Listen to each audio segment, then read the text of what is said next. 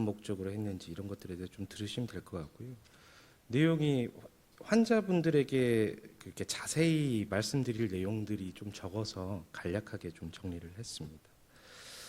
목차는 장로의 정의 유형, 그다음 목적, 조정수를 간략하게 어떻게 하는지, 그리고 그다음에 언제까지, 보통은 언제까지 하는지, 보건수를 할 때 어떻게 하는지, 그리고 장로 합병증이 어떤 거가 있는지에 대해서 말씀을 드리도록 하겠습니다.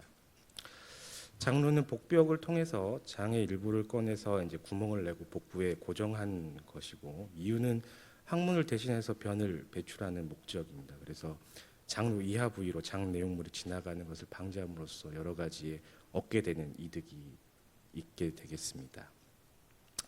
장로의 유형은 소장로, 소장을 이용해서 만드는 거죠. 여기 보면은 소장인데, 소장을 이용해서 만들면 소장로, 그 다음에 대장을 이용해서 만들면 대장로, 이렇게 구분을 하는데요. 이유는 이제 소장로는 변이 묽게 나오기 때문에 여러 가지 관리나 그 다음에 전해질 균형 문제, 이런 문제들이 조금 더 있을 수가 있습니다. 그리고 대장로 같은 경우에는 고형변으로 나오기 때문에 관리하기에는 조금 더 편한 면이 있습니다.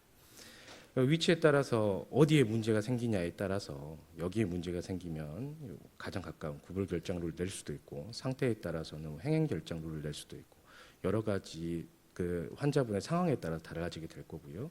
장로는 이제 영구적으로 처음 장로를 수술할 때 처음부터 이거는 복원을 할 수 없다 하는 영구적인 장로부터, 이거는 나중에 복원을 계획할 거다라고 하는 일시적인 장로의 두 가지 유형이 있겠습니다.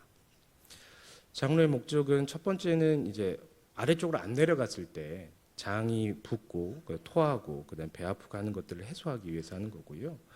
보면은 이쪽에 문제가 생기면 직장 쪽인데, 직장 쪽에 문제가 생기면 혹은 구불결장로 혹은 회갱결장로를 시행을 할 수가 있겠고, 이쪽에 문제가 생기면, 이건 이제 횡행결장 끝부분인데요. 문제가 생기면 우측결장로를 낼 수도 있고 소장로를 낼 수도 있고, 소장에 문제가 생기면 소장로를 내야 될 것 같습니다. 그래서 여러 가지 원인, 종양이라든지 이전에 수술 받으셨던 분들은 수술부의 문합부의 좁아짐 혹은 유착에 의한 좁아짐, 그 다음에 염증성 병변을 갖고 계신 분들은 지속적인 염증으로 대장이 좁아지거나 소장이 좁아지면 이런 폐쇄들을 해결하기 위해서 장로를 시행을 할 수가 있겠습니다.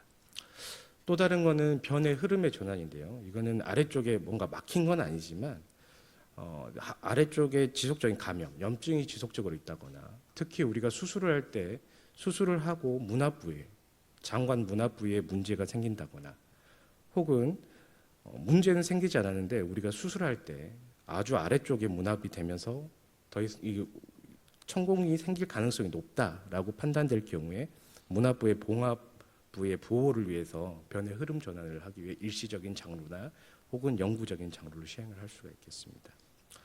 또 다른 하나는 직장암이 항문에 아주 가깝게 있어서 항문을 절제해야 되거나, 혹은 대장 직장 전 절제, 즉 직장암이 항문에 가장 가깝게 있어서 어쩔 수 없이 항문을 없애고, 항문을 없애고 나서 인공항문을 형성하는 이런 영구적인 장로의 목적도 있겠습니다. 장로의 조성술은 두 가지 타입으로 나뉘게 되는데요. 이 두 가지 타입은, 하나는 루프형, 즉 장의 중간을 이렇게 끌어올려서 위에 구멍에서 변이 나오고 아래 구멍은 변이 안 나오고 밑으로 가는 구멍이니까요. 이렇게 루프형으로 나올 수도 있고요. 아래쪽을 다 제거를 하고 끝자락만 올려서 만드는 말단형이 있을 수가 있겠습니다. 이 조정술의 종류는 나중에 관리 차원에서도 문제가 되겠지만, 말단형은 보통은 영구적 장루가 되겠고, 루프형은 복원을 가능하게 할 수 있는 그런 타입이 되겠는데요. 수술 방법의 난이도가 좀 차이가 날 수가 있겠습니다. 말단형의 경우에 나중에 복원 수술을 할 수 있는 경우가 있는데요. 그럴 경우에는 기존 수술보다 더 어려운 수술이 될 수 있는 가능성이 충분히 존재하겠습니다. 그럼 언제까지 우리가 장루를 갖고 있냐? 지금도 항암 치료 중에 일시적 장루를 갖고 계신 분들이 계신데요. 항상 환자분들이 물어보시는 건 언제 복원이 가능하냐를 물어봅니다. 밑에 종양에 의한 폐쇄에 의해서 우리가 장루를 내는 경우에는 종양을 절제 시에 같이 복원 수술을 해줄 수도 있고, 혹은 종양을 절제하고 문합을 했는데 이걸 보호해야 된다라고 하면 그 장루를 조금 더 갖고 있다가 2, 3개월 정도 후에 보건 수술을 계획을 할 수가 있겠습니다. 다른 문합부 좁아짐이나 염증으로 인해 대장이 좁아진 경우에는 이거 좁아진 걸 해결하고 그 다음에 장루 복원을 계획을 할 수가 있겠습니다. 변의 흐름의 전환을 위해서 하복부 지속적인 감염, 즉 염증이나 천공 등이 발생했을 때는 이런 문제가 해결된 후 복원을 계획을 할 수 있겠고, 우리가 일반적으로 직장 아래쪽에 수술을 해서 보호 목적으로 변의 흐름을 전환을 하기 위해 장루를 내는 경우에는 항암 치료하지 않는 경우에는 2, 3개월 후에 복원을 계획을 할 수 있겠고, 항암 치료하는 경우에는 항암 치료 종료 후에 복원을 계획하겠습니다. 하지만 처음의 목적이 일시적인 장루였다 그래서 이것을 다 복원할 수 있는 건 아니고요. 문합부에 문제가 생긴다든지 혹은 지속적인 염증이 해결이 안 된다든지 하는 여러 가지 문제들로 인해서 일시적인 장루를 맨 처음에 말씀을 드리고 장루를 냈지만 이게 복원을 하지 못하는 비율이 보고에 따라서는 6에서 한 30% 정도까지는 영구 장루로 계속 장루를 가지고 사셔야 된다는 거죠. 이걸 잘 이해를 못하시고 외래에서 이제 말씀을 하시는 분들이 많은데, 이거는 아래쪽 문제가 해결돼야지 일시적 장루를 복원을 할 수 있다라는 것을 알고 계셔야 되겠습니다.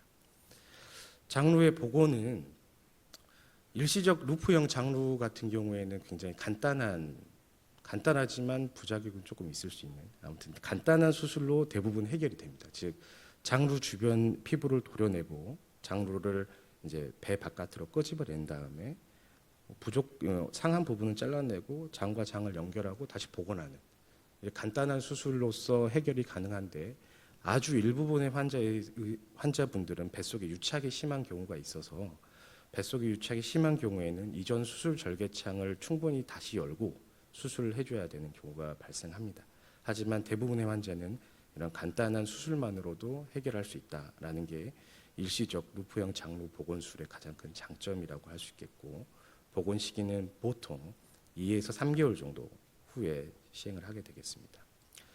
이제 말단형 술식은 굉장히 복잡하게 됩니다. 왜냐하면 아래쪽 부위의 장관을 밖에서 장루 부분만 오려내서 찾을 수가 없기 때문에 다시 크게 배를 열어야 되고, 그 다음에 밑에 부분과 다시 연결해야 되고, 혹은 직장 아랫부분과 연결했을 경우에는 일시적으로 또 루프형 장루를 냈다가 다시 복원해야 되는 여러 가지 복잡한 상황이 있을 수 있겠습니다. 장루 복원 후의 부작용은 일반적인 수술 부작용과 거의 비슷하지만 장루란 특성상 상처 감염이 일반적인 수술보다는 높게 되겠습니다. 그래서 여기서 이제 복원하신 분들도 계실 거고 상처 감염을 경험하신 분도 있겠지만 적게는 10%에서 많게는 20, 30%까지 우리 꼬맨 자리가 문제가 생기는 경우가 있겠고요. 수술 후 장마비는 한 4에서 5% 정도 보고가 되고 있습니다. 그 외에 우리가 직장을 수술하고 보호 목적으로 장루를 시행했을 경우에 그 검사할 수 있는, 우리가 현재 문합 부위가 괜찮다라고 시행하는 검사가 몇 가지 종류가 있는데, 그 검사에서는 이상이 없다가 장루 복원 후에 변이 내려가면서 그 부분이 문제가 생기는 경우도 발생을 합니다. 그 부분은 꼭 알고 계셔야 될 것 같고요.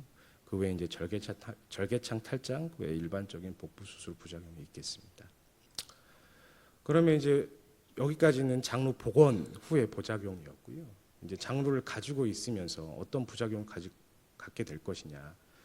우리가 장루를 평생 가지고 있으면서 아주 부작용이 없지는 않습니다. 우선은 처음에 장루를 만들 때 장루 끝부분에 이렇게 피가 잘 안 통하는 경우가 생길 수가 있습니다. 원인은 수술 시에 혈류 차단이겠고요. 이게 너무 근막이 조인다든지 혹은 부적절한 장을 사용했다든지 하는 경우가 되겠습니다. 빈도는 당연히 말단형이 좀 더 많고요.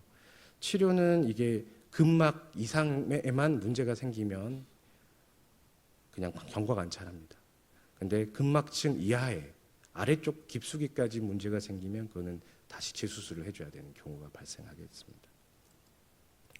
또 다른 문제는 피부와 장루 접합 부위 분리인데요. 이렇게 장루가 있고 주변 피부에 염증이 생기면서 문제가 분리가 되는 문제가 생기게 됐습니다. 원인은 장 상태 불량, 그다음에 부적절한 봉합, 그다음에 감염 같은 문제가 있을 수 있고요. 치료는 이 상처가 올라올 때까지, 살이 차오를 때까지 기다리는 겁니다. 일반적으로는. 그래서 장루간호를 통해서 페이스트를, 파우더를 뿌리면서 장루간호를 하게 돼 있습니다. 하지만 이게 염증이 너무 심하면 이것도 재수술을 해줘야 될 경우가 있습니다. 두 번째, 이제 세 번째 문제는 장루 협착인데요. 이거는 허혈, 즉 피가 덜 가는 증상, 혹은 장루 수술 후에 감염이 있다든지 너무 적게 낸다든지 하면서 이렇게 좁아지는 겁니다. 좁아지면 당연히 변이 잘 안 나오겠죠. 그래서 이게 좁아진 부위가 피부 쪽만 그러고 일반적으로 변을 어느 정도 잘 본다라고 하면 저섬유 시기를 해서 변을 묽게 만들어서 변을 보게 해주고요. 수술적 치료는 이게 이제 더 좁아져서 변이 잘 안 나오는 상태까지 이르게 되면 피부 쪽만 좁아지면 피부만 우리가 다시 도려내고 다시 연결해 주는 거고요. 아래쪽까지 깊숙이까지 근막이 좁아지게 되면 근막을 절개해서 교정을 해줘야 되는 수술적 치료가 필요할 수 있겠습니다. 하나는 이제 장루 퇴축인데요. 하나는 이거는 이제 너무 뒤쪽으로 뱃속에서 끌어당기는 힘이 강할 경우에 생길 수가 있고요. 하나는 수술하실 때는 체중이 좀 많이 빠지셨다가 그 이후에 이제 잘 드시고 체중이 증가하면서 비만이 될 경우, 그다음에 허혈 등의 증상이 있으면 장루가 안쪽으로 쏙 들어가게 되는데요. 보존적인 치료는 함몰형 장루판이라는 게 있습니다. 그래서 일반적인 장루판과 다르게 안쪽으로 이렇게 붙일 수 있는 장루판이 있는데 그 판을 이용해서 경과를 볼 수도 있고, 혹은 너무 심하다는 말은 주변에 염증이 생기고 그것 때문에 통증이 생기고 여러 가지 증상이 생길 경우에는 장루를 교정, 즉 재수술을 해줘야 된다는 거죠. 여기를 장루 교정할 수도 있고, 혹은 다른 위치에 장루를 내줘야 되는 경우가 생길 수가 있겠습니다. 장루 탈출증입니다. 이거는 복벽 고정 부실이나 큰 복벽 개구부, 즉 복압이 증가하거나 그럴 경우에 장루가 있는데 장루 안쪽으로 이렇게 소장들이 튀어나오게 되는 경우입니다. 일반적으로는 이거 밀어 넣습니다.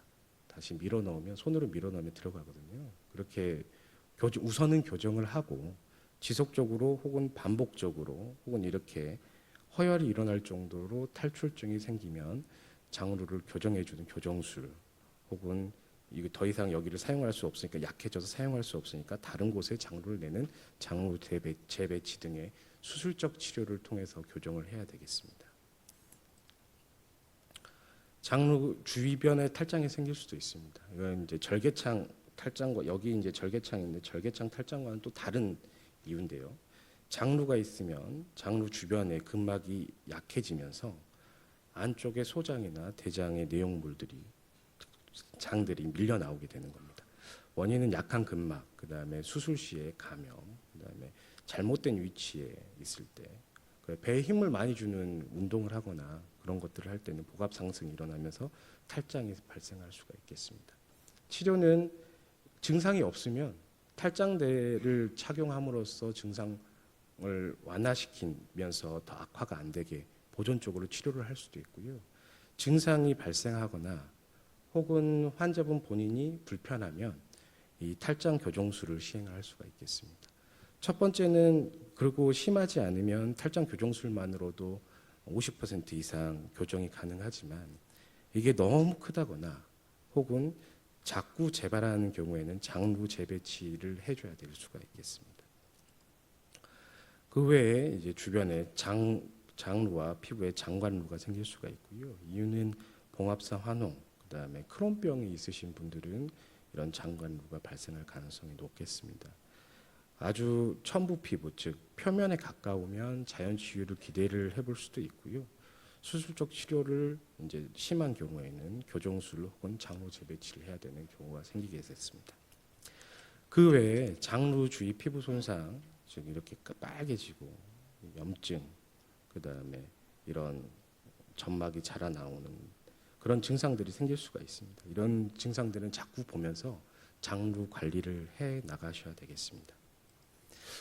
결론은, 장루는 이제 다양한 전신 상태 및 질병에 따라 반드시 필요한 술식의 하나입니다. 그래서 목적에 따라서 영구적 장루 혹은 일시적 장루로 나뉘고, 일시적 장루의 경우에는 대부분 보건 수술이 가능하나 때에 따라서는 영구적 장루로 진행할 수가 있겠습니다. 장로 조성술 후에 목적과 무관하게 다양한 부작용이 발생할 수 있고 장로의 관리가 중요하게 되겠습니다. 그리고 서울 아산병원에서는 장로 교육하시는 분들이 전문 간호사분들이 따로 계셔서 충분히 받으시면 환자의 불편함을 줄일 수 있겠습니다. 마지막 사진입니다. 이 환자는 여기 장로가 있죠. 수술을 받을 때 사진입니다. 이거는 최근 사진입니다. 최근 사진이고 검색해 보면 미국의 그 속옷 모델이라고 하더라고요. 이렇게 장루를 어떻게 관리하고 어떻게 잘 이해하고 극복하냐에 따라서 환자분들도 충분한 여유로운 행복한 생활을 지내실 수 있을 것 같습니다. 감사합니다.